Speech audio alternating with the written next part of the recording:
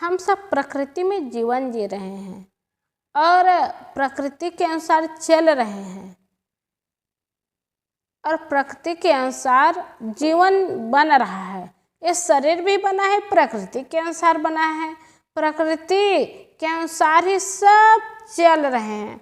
ठंडी होती है, गर्मी होती है और बरसात होता है, ये सब प्रकृति के अनुसार होता है। ठंडी में चलना ही पड़ता है, गर्मी में सहना ही पड़ता है, बरसात में भीगना ही पड़ता है। तो सब प्रकृति के अनुसार चलते हैं, प्रकृति के नियम के अनुसार चलना ही पड़ता है। देखो सूरज उगता है और कितना प्रकाश देता है और कितनी गर्मी भी आती है, लेकिन सहना पड़ता है। सूर्य का प्रकाश कितना प्रकाशवान होता है, पूरी दुनिया में प्रकाश आता है, प्रकाश से भर जाता है। रात का समय होता है तो प्रकाश डूब जाता है, सूर्य डूब जाता है तो अंधकार हो जाता है, सबको अंधकार में जीवन जीना पड़ता है। अब ये प्रकृति का नियम है। आदमी वैज्ञानिक है और विज्ञान से प्रकाश निकाले, लाइट निकाले, तो अंधेला में लाइट जला लेते हैं, लाइट में चलते हैं, लाइट में जीते हैं, लेकिन सूर्य के प्रकाश को नहीं ला सकते। और रात के बाद सुबह आते ही फिर सूर्य आ जाता है, स्वाभाविक अंधकार दूर हो जाता है, प्रकाश आ जाता है। ऐसे अंधकार और प्रकाश होता जाता है और वो सूर्य उगता है और सूर्य डूबता है, चांद आता है, चांद चला जाता है। ये सब नियम होता है और इस नियम को सबको स्वीकार करना पड़ता है। और इसीलिए कुछ नियम तो हम खुद बनाते हैं, हमें कैसे चलना है, कहाँ जाना है, कहाँ आना है, क्या खाना है, खुद बनाते हैं। लेकिन कुछ नियम प्रकृति का होता है और प्रकृति के नियम को हम बदल नहीं सकते और प्रकृति के नियम के अनुसार हमें अपने आप को ढालना पड़ता है, स्वीकार करना पड़ता है, तभी जीवन सुंदर बनता है, जीवन सुखमय बनता है। कभी कभी देखने को आता है कि आदमी सकारात्मक विचार न भर पाए तो नकारात्मक विचार जीवन में भर जाता है और नकारात्मक विचार अपनी जगह बना लेते हैं और जीवन दुखमय नहीं नरकमय बन जाता है। इसलिए सकारात्मक विचार बनाएं। जैसे अब खेत में बीज न डालें, खेत में बीज नहीं डालेंगे तो क्या होगा? बीज न डाले तो कुदरत उसे घास फूस से भर देता है। बीज डालने पर वही बीज निकलता है, उस पेड़ की सुरक्षा करते हैं। तो खेती के काम में कितना मेहनत करते हैं और वही माता भाई खेत में बीज डाले हैं, वही पेड़ उगा है और घास आ गए तो उसकी निदाई करेंगे और उस पेड़ की सुरक्षा करेंगे, बढ़ाने के लिए पानी डालेंगे और बहुत कुछ दवाई भी डालेंगे ताकि वो बढ़िया हो पेड़, और घास फूस की निंदाई करेंगे और वही धीरे धीरे धीरे धीरे वही बीज पेड़ बनता है और बड़ा होता है तो वही फिर फल देता है। तो एक दाना में बहुत सारा दाना आ जाता है, एक पेड़ में बहुत सारा दाना आ जाता है और बहुत फल मिलता है लोगों को और उसी से मेहनत भी करते हैं और जीवन भी चलता है। तो अच्छा जीवन चल जाता है और बहुत अच्छा होता है। तो किसान खेत में बीज डालते हैं तो वो कल वही धान के रूप में आ जाता है, गेहूं के रूप में आ जाता है, उड़द के रूप में आ जाता है। और बीज ही न डाले तो कुदरत क्या देंगे? घास फूस देंगे। और पूरे बरसात के दिनों में बीज नहीं डाले तो घास फूस से पूरा खेत खलिहान भर जाता है और भर जाता है तो उससे दाना तो नहीं आएगा, उससे बढ़िया फल तो नहीं आएगा और घास फूस उगेगा और घास फूस मरेगा। तो यही होता है। ऐसे ही सकारात्मक विचार जीवन में बनाएं। सकारात्मक विचार नहीं होगा तो तो जीवन में नकारात्मक विचार आता है और नकारात्मक विचार जगह बना लेते हैं। इसलिए सकारात्मक विचार बनाएं। सकारात्मक विचार मतलब अच्छा सोच बनाएं, अच्छी भावना बनाएं, अच्छा काम करने के लिए सोच हो, ये सकारात्मक विचार है। अच्छा सोच है, अच्छी भावना है, अच्छा काम करने के लिए, अच्छे जीवन जीने के लिए, अच्छे मार्ग में चलने के लिए सकारात्मक विचार बनाएं। कई लोग चले नहीं रहते और नकारात्मक कर लेते हैं। वहाँ जाएंगे तो वहाँ रास्ता अच्छा नहीं होगा, वहाँ जाएंगे तो लोग अच्छे नहीं मिलेंगे, वहाँ जाएंगे तो काम अच्छा नहीं होगा। पहले यही सोच हो जाता है। अच्छा सोच बनाएं कि हाँ वहाँ जाएंगे तो अच्छा काम होगा, वहाँ जाएंगे तो अच्छे लोग मिलेंगे, वहाँ जाएंगे तो अच्छा सामान मिलेगा, अच्छी चीज़ की प्राप्ति होगी। ये सकारात्मक भाव है, सकारात्मक विचार है। और गलत जगह लक्ष्य बनाए हैं तो गलत ही मिलेगा। इसलिए अच्छा सोच बनाएं, अच्छी जगह जाए और अच्छी भावना बनाएं। अच्छी जगह जाएंगे ना तो अच्छी भावना बनेगी तो अच्छा विचार आएगा, और अच्छा विचार आएगा तो जीवन भी अच्छा होगा और अच्छी चीज़ मिलेगी, सफलता मिलेगी। इसलिए सकारात्मक विचार बनाएं। और कई विद्यार्थी पढ़ने स्कूल जाते हैं और पढ़ाई ठीक से नहीं करते, पढ़ाई में मन नहीं लगाते, यार दोस्तों के साथ घूमने लगते हैं और उनके मन में डर हो जाता है कि मैं परीक्षा में फेल हो जाऊंगा, क्योंकि उनकी पढ़ाई की कमी है। तो लक्ष्य बना लेते हैं, विचार बना लेते हैं कि मैं पास नहीं होऊंगा, फेल हो जाऊंगा। जब वो पढ़ाई ही नहीं कर रहा है तो कैसे पास होगा? क्योंकि अपने कर्म के अनुसार, अपने जीवन के अनुसार सोच होता है और सोच के अनुसार फिर जीवन बनता जाता है। अब वो नकारात्मक विचार आ गया है कि मैं फेल होऊंगा, तो कहाँ से पास होगा? फेल ही तो होगा।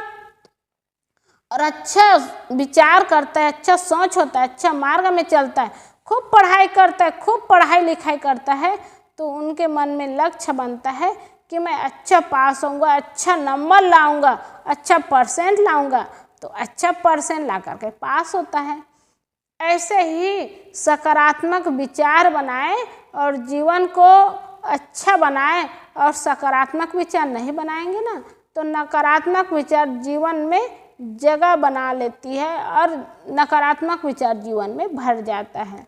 इसलिए अच्छा सोच हो, अच्छा विचार हो, अच्छी भावना हो तो जीवन सुंदर बनता है, सुखमय बनता है। ये प्रकृति का नियम है कि हम अच्छा सोच नहीं बनाएंगे तो गलत सोच होगा ही, अच्छी भावना नहीं बनाएंगे तो गलत भावना आएगी ही, और अच्छा कर्म नहीं करेंगे तो गलत कर्म होगा ही। इसलिए प्रकृति के नियम को याद करें कि अगर खेत में बीज नहीं डालेंगे तो घास फूस से पूरी ज़मीन भर जाएगी।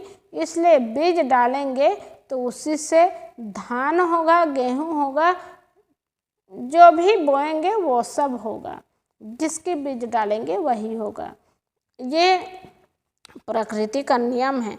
और प्रकृति का दूसरा नियम है, जिसके पास जो होता है वह वही बांटता है। ये प्रकृति का नियम है।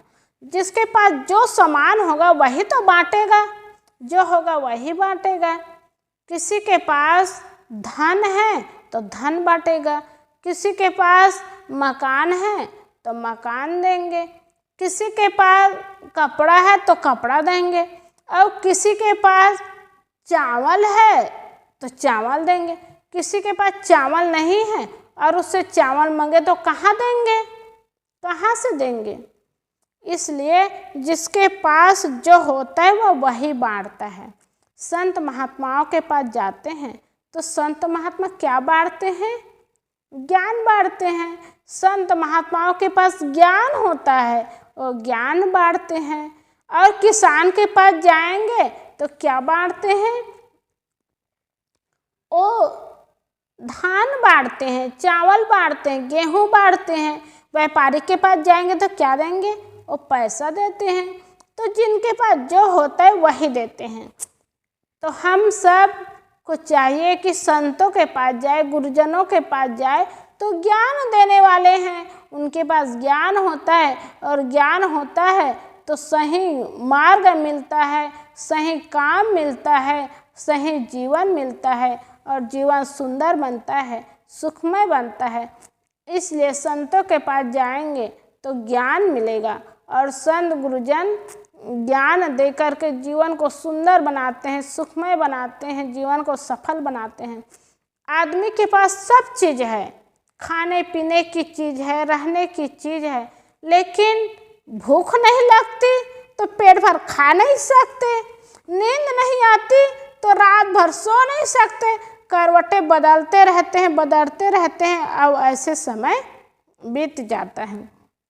और संत महात्माओं का जब ज्ञान मिलता है ना, तो पेट भर खाएंगे और नींद भर सोएंगे, दिन भर मेहनत करेंगे, भूख लगेगी तो खाएंगे, और रात के समय नींद आएगी तो सो जाएंगे। कितना अच्छा है, जिसके पास जो होता है ना वही देता है।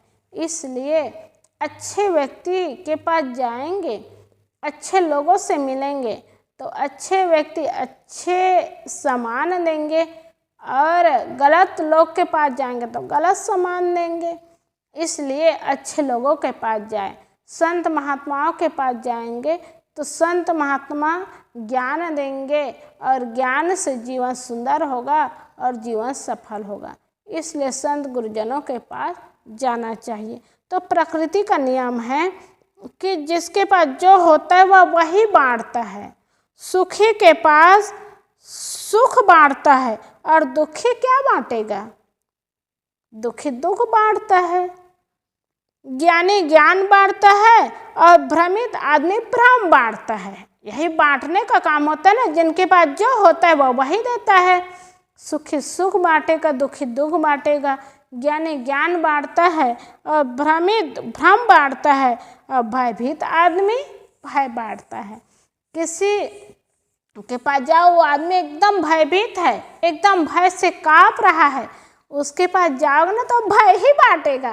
वो निर्भीकता की बात न बता सकते, न निर्भीकता का जीवन बता सकते हैं। वो भय में जीवन जीता है, भय ही बांटता है। इसके पास, इसीलिए जिसके पास जो होता है वह वही देता है। तो प्रकृति का नियम है कि हम अच्छे लोगों के पास जाएं और अच्छे जीवन जीने वालों के पास जाएं, तो वो हमें वही देगा और हमारा भी जीवन अच्छा बनेगा। इसलिए जिसके पास जो होता है वह वही बांटता है। और तीसरी बात है, प्रकृति का तीसरा नियम है कि आपको जीवन में जो भी मिले उसे पचाना सीखो। कितनी अच्छी बात है। आपको जीवन में जो भी मिले उसे पचाना सीखो, क्योंकि ये भी जरूरी है। अगर पचा नहीं पाएंगे तो दुखमय होगा और नरकमय होगा। जैसे भोजन न पचने पर क्या होगा? रोग बढ़ेगा। अगर बस खाना है, खाने की चीज के पास गए हैं, खाना यही करेंगे, और नियम नहीं है रुकने का। खाते जाएंगे तो रोग बढ़ेगा और पाचन नहीं होगा, और पाचन नहीं होगा तो अच्छा नहीं होगा और शरीर भी बिगड़ेगा। इसीलिए जीवन में जो भी मिले उसे पचाना सीखें, और ये जीवन के लिए बहुत सुंदर है। पैसा न पचने पर दिखावा बढ़ता है। किसी के पास बहुत पैसा होता है, पैसा का सदुपयोग नहीं होता है, पैसा किसी को दे नहीं पाते हैं, तो दिखावा बढ़ता है कि मेरे पास इतना पैसा है, बहुत पैसा है, मैं बहुत पैसा वाला हूँ। बस दिखावा दिखाएंगे, पैसे का सदुपयोग नहीं करेंगे। बात न पचने पर चुगली बढ़ती है। किसी से कुछ ही बात हो और बात को न पचा सके तो चुगली ही तो होगी। ओ उन्होंने ऐसा कहा, वो ऐसा हुआ, ऐसी बात हुई, ऐसे कहे। यही बात नहीं पचती है तो चुगली बढ़ना शुरू हो जाता है। प्रशंसा न पचने पर अहंकार बढ़ता है। किसी की प्रशंसा हो, अच्छा काम करे और प्रशंसा नहीं पचता है तो अहंकार बढ़ता है। उन लोगों के अंदर अहंकार भर जाता है कि मैंने ऐसा किया, लोग मुझे ऐसा कहते हैं, लोग मुझे ऐसा मानते हैं। वो अहंकार बढ़ा रहता है और अहंकार में जीवन बनता है। वैसे निंदा न पचने पर दुश्मनी बढ़ती है और किसी ने किसी की बुराई किए, किसी की निंदा हो गई और निंदा नहीं पचती। लोग क्या कहते हैं, माता में ज़्यादा ऐसा होता है कि इसने ऐसा कहा, इसने ऐसा कहा, और दूसरे के पास जा कर के बताएंगे और वो सुन लिए और बताना शुरू हुआ तो उससे दुश्मनी बढ़ती है। उसकी बुराई उसकी हो रही है, उसकी बुराई वहाँ से हो रही है। तो निंदा न पचने पर दुश्मनी बढ़ती है। राज न पचने पर खतरा बढ़ता है। किसी को राज मिलता है, धन मिलता है, संपत्ति मिलती है और ना पचे, मुझे ऐसा धन मिला, खजाना मिला, राज मिला और उसको नहीं पचा पाए तो उससे दुश्मनी बढ़ती है। दुख न पचने पर निराशा बढ़ती है और सुख न पचने पर पाप बढ़ता है। दुख मिला है और दुख को पचा नहीं पाए, चलो जो होगा देखा जाएगा, ऐसा आदमी हिम्मत करे तो संतोष मिल जाता है। और दुख का समय आ गया और नहीं पचे और उसी दुख में डूबे रहे तो आदमी के अंदर निराशा आ जाता है और निराशा में वो व्यक्ति हताश हो जाते हैं, दुखी हो जाते हैं और निराशा में कुछ कर तो नहीं पाते, जीवन जी नहीं पाते, जीवन दुखमय और नरकमय बन जाता है। इसलिए हम लोग को चाहिए कि दुख का समय भी आए तो निराश ना हो, और दुख में रहने से निराशा बढ़ती है और सुख न पचे तो पाप बढ़ता है। किसी के जीवन में सुख आता है, सुख का समय रहता है और वो सुख पाते हैं तो सुख को जगह जगह बताते हैं, मुझे बहुत सुख मिला, बहुत बढ़िया, बहुत अच्छा जीवन है, और यही बताते रहे तो पाप बढ़ेगा। क्योंकि उनके जीवन में सुख है और वो सबको बताते रहेंगे कि मेरे जीवन में बहुत सुख है, मुझे बहुत सुख मिलता है, यही बताते रहेंगे तो सामने वाले व्यक्ति कहीं ना कहीं दुख देने का निमित्त बना ही देते हैं। इसीलिए मैं बहुत सुखी हूँ, ऐसा ढिंढोरा पीटने की ज़रूरत नहीं है, चिल्लाने की ज़रूरत नहीं है। लोग देख कर के ही जान जाए कि वो बहुत सुखी है, लेकिन हमको कहने से क्या फ़ायदा। इसीलिए सुखी हो करके भी जगह जगह बताने की ज़रूरत नहीं है और सुख से जीवन जीने की ज़रूरत है। और बताते जाए तो इससे पाप बढ़ता जाता है। इसलिए प्रकृति का नियम है, आपको जीवन में जो भी मिले उसे पचाना सीखें। ये तीसरी बात है कि जीवन में जो भी मिल जाए उसे पचाना सीखें। ये जीवन में सुख शांति के लिए बहुत सुंदर बात है, बहुत अच्छी बात है। और प्रकृति में हम लोग जी रहे हैं, प्रकृति के अनुसार खा रहे हैं, पी रहे हैं, जी रहे हैं, तो प्रकृति के अनुसार हम लोग को जीना ही पड़ेगा और स्वीकार करना ही पड़ेगा। तो प्रकृति के नियम को जाने और प्रकृति के नियम में चले तो जीवन सुंदर बनेगा। तो प्रकृति के नियम में पहली बात है, यदि खेत में बीज न डाले जाए तो कुदरत उसे घास फूस से भर देती है। अर्थात सकारात्मक सोच विचार बनाए तो नकारात्मक विचार अपनी जगह नहीं बना सकते। और प्रकृति के नियम में दूसरी बात बताते हैं, जिसके पास जो होता है वह वही बांटता है। इसलिए जिनके पास जो भी सामान होगा, जो भी वस्तु होगा, वह वही बांटेगा। इसलिए बहुत धन संपत्ति परिवार में बहुत धन संपत्ति की चाहना के पीछे न जाए और अच्छा कर्म करते जाए, अच्छा जीवन जीते जाए तो जीवन अच्छा बनता जाएगा, जीवन सुंदर होगा, सुखमय होगा।